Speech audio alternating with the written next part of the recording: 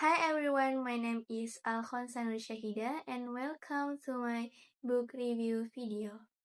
Today I'm going to review a book titled Emotional Intelligence, Addressing Emotions in the Workplace, written by Neerja Bhatia and Steve Davis, published in 2012 by facilitator.com. So let's get started.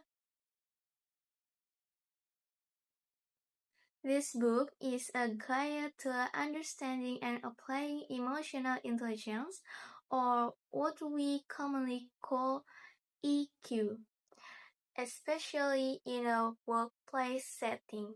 The authors define emotional intelligence as the ability to sense, understand, and effectively apply the power of emotions as a source of energy, information, and connection.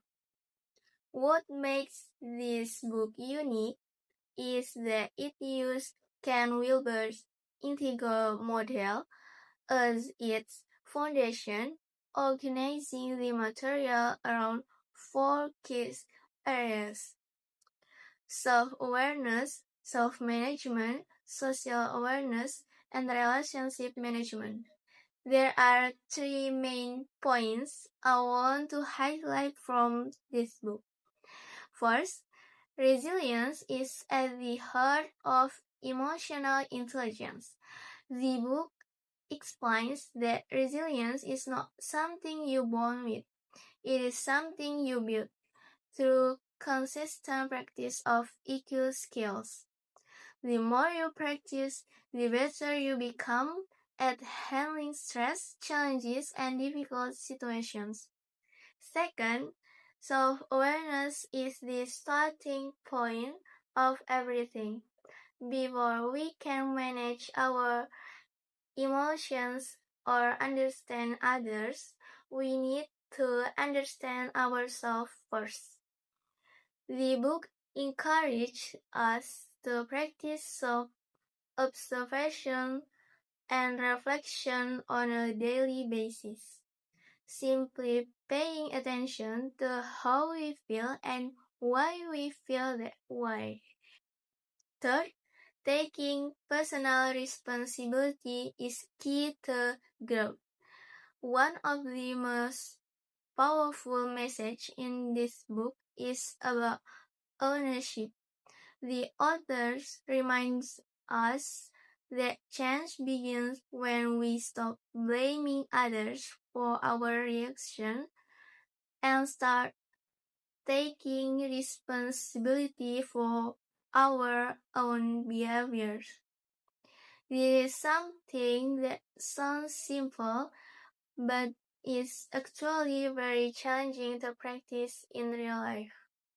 In my opinion, the content of this book is quite good. It is present in both points, which makes it easy to follow.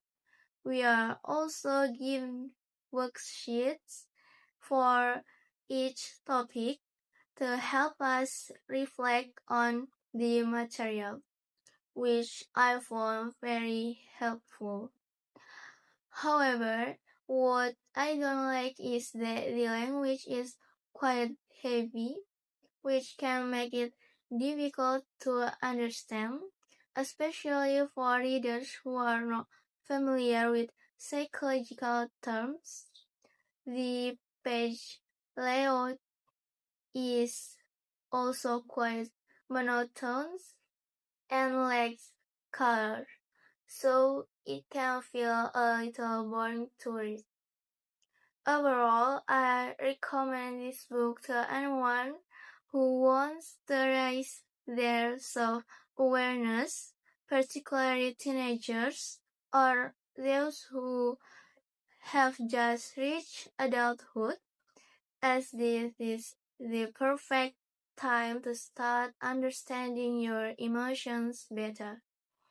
That's my review for today. I hope you found it helpful. Thank you so much for watching and see you next time.